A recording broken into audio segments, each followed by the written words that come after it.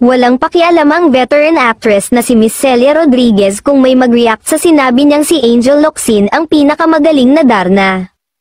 That is my prerogative, who is the best Darna. Sabi ko si Angel Locsin, binash ako. Ang sabi ni Miss Celia sa panayam niya sa OG Diaz Inspires na in-upload sa YouTube kagabi. Maraming netizens na supporters siguro ng mga aktres na gumanap na Darna simula pa noong 1951 ang nag-react, pero may karapatan namang magsabi si Miss Celia kung sino para sa kanya ang the best dahil halos lahat ng gumanap ng iconic Pinay superhero ay nakatrabaho niya. I've worked with Marian, I've worked with Angel, I've worked with Vilma, lahat yan nag-Darna. So I can compare, si Angel talaga pinakamagaling, I'm sorry, yun ang choice ko.